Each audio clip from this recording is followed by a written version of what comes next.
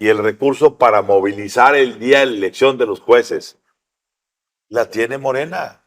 Quien, dicho sea de paso, siguen guachicoleando combustibles de contrabando por Altamira, por Tuxpan, por las fronteras, y siguen desviando esos dineros ilegales a financiar proyectos como estos que estamos viendo, y en donde, de una u otra manera, con dinero ilícito, estamos cincelando, ¿sí?, el México autoritario que le vamos a terminar heredando a nuestros hijos y a nuestros nietos. Yo veo que estamos todos pasmados diciendo, bueno, pues ya pasó, y ahora nos vamos a gastar 13,000 millones de pesos, que es lo que está solicitando el INE, para hacer la famosa elección de los jueces. En un proceso tan tortuoso, tan farragoso, que nadie lo va a entender y nadie lo va a operar, y vamos a tener un enorme, gigantesco abstencionismo. Esa frase famosísima de Andrés Manuel López Obrador de no me vengan con que la ley es la ley, ¿sí?, está en el espíritu de esta reforma. No, a ver, Alejandro, has tocado un punto importante. De la forma como se ha ido conduciendo la presidenta Claudia Sheinbaum, en este caso, ya superó a López Obrador. Es que López Obrador decía, no me vengan con que la ley es la ley. La presidenta está diciendo, la ley soy yo, porque esta canción que cantamos esta semana en México se llama Hablando de ministros y traiciones. Se fueron consumiendo las libertades. Así es. ¿Qué pasó? Todo aquel plan que se había hecho para que la Corte se afianzara, hiciera un frente común, marginando a las 3 mujeres que habían sido impuestas por el presidente López Obrador, dejando este bloque de 8 para que con la renuncia puesta en la mesa pudieran tener la libertad en los meses que les quedan como ministros, de poder meter al orden o por lo menos negociar como se estaba haciendo una reforma judicial menos extrema. Terminó ocurriendo lo que pasó con la mayoría relativa en el Congreso.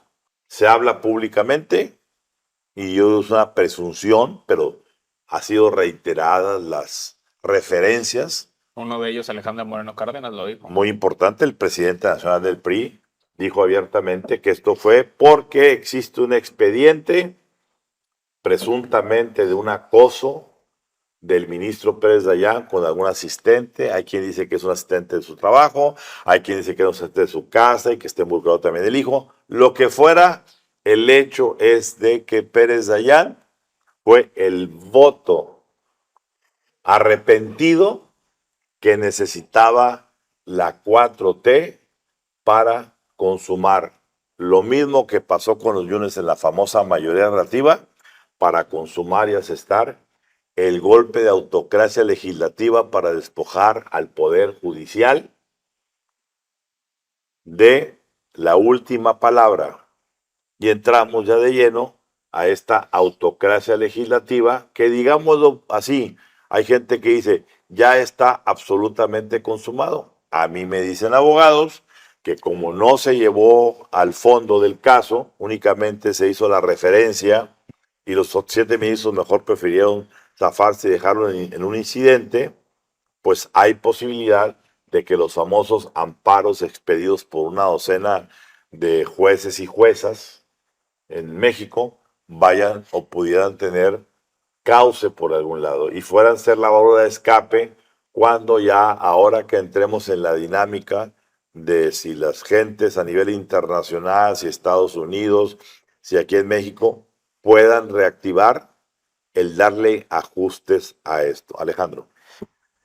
Me acordé de este famoso episodio histórico de la crisis de los misiles, en esta guerra fría entre la Suprema Corte y el gobierno de Claudia Sheinbaum, o el gobierno de sabe Dios quién, donde se muestran los misiles, se hacen amagos desde las dos partes, y todos estábamos pendientes de que hubiera una guerra nuclear política, una explosión nuclear política que estuvo a punto de suceder de alguna forma, una explosión. Llamada crisis constitucional. Llamada crisis constitucional.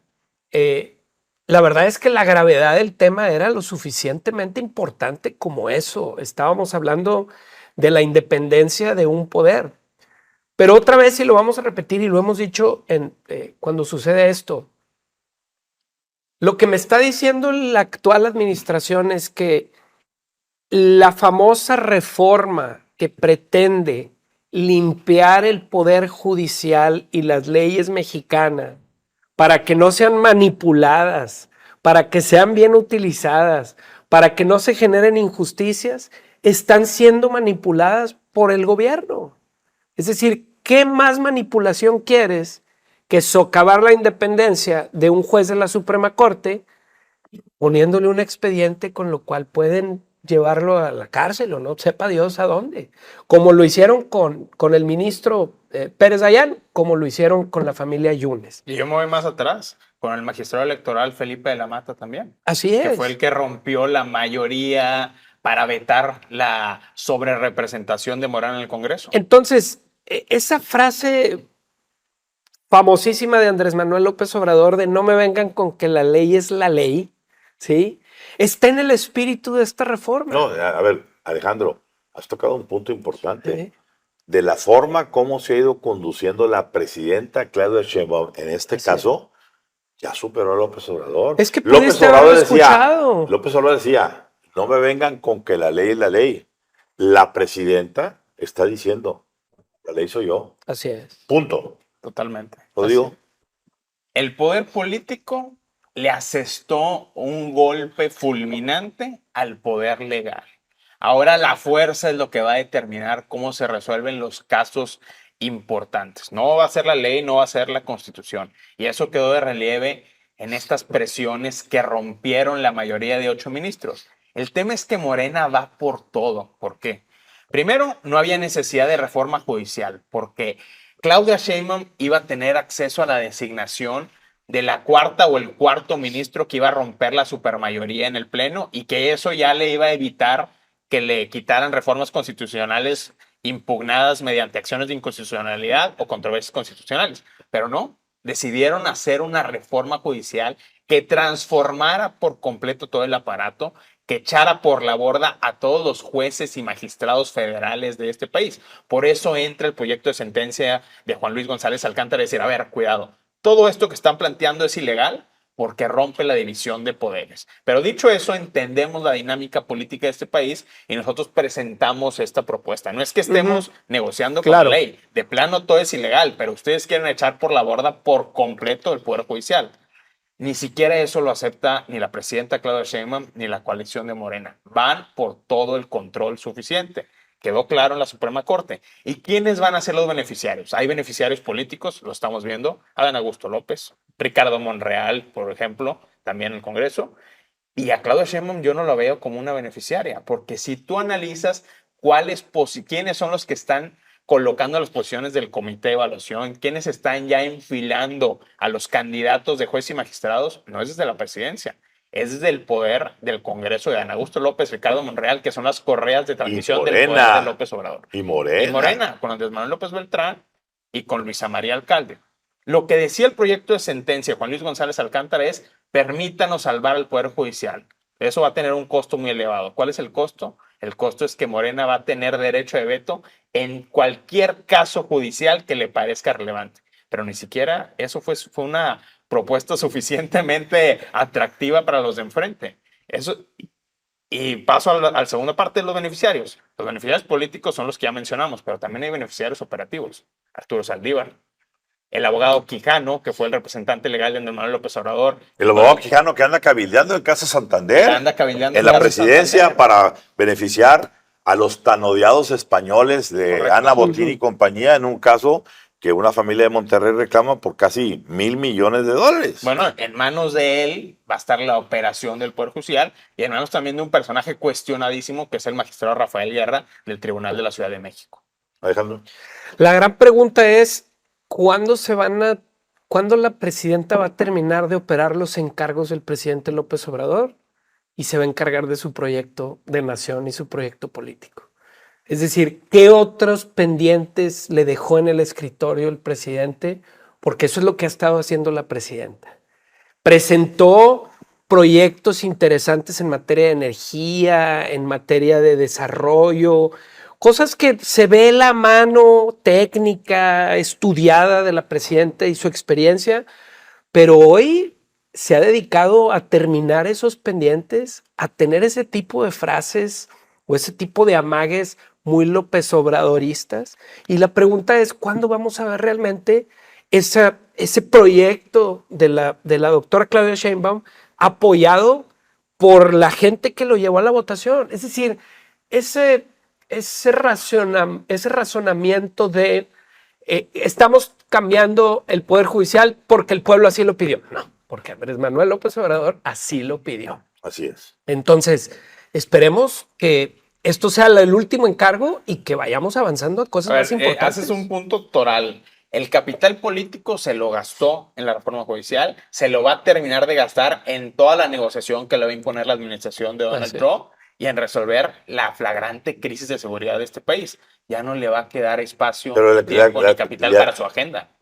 Y le alcanzará para el segundo año antes de la revocación de mandato. Ese es el punto. Ese es el gran punto. Ese es el gran punto en el que nos encontramos. A ver, yo lo que siento es que los mexicanos no hemos dimensionado el tamaño de la fosa que cavamos para sepultar las libertades. Yo veo que estamos todos pasmados diciendo, bueno, pues ya pasó y ahora nos vamos a gastar 13,000 millones de pesos, que es lo que está solicitando el INE, para hacer la famosa elección de los jueces.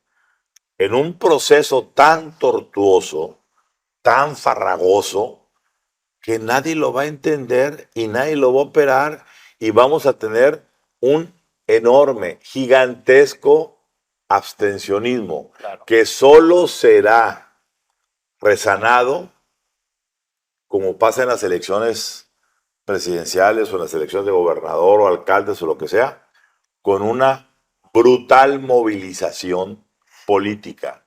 Y esa brutal movilización política solo la tiene hoy en este momento Morena. Totalmente. Y el recurso para movilizar el día de la elección de los jueces la tiene Morena.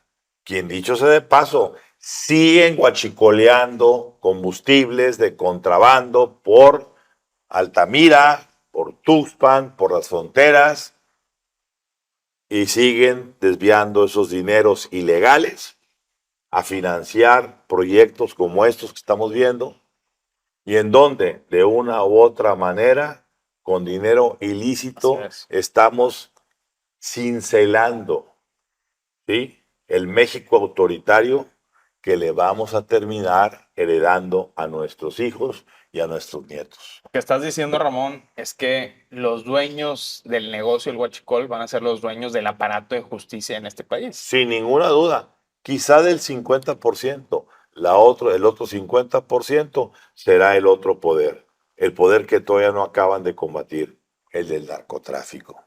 Y tendremos jueces a modo, porque alguien en Badiraguato les va a extender un cheque a sus favoritos para que ellos puedan hacer campaña, para que puedan ir a repartir premios y cositas entre el pueblo. Y de la misma manera que en Estados Unidos o en México, la 4T aquí, Donald Trump allá, a contracorriente, lograron hacer su famosa narrativa, pues el financiamiento de esa narrativa va a correr a cargo de estas cuestiones ilícitas, de esos dineros ilícitos.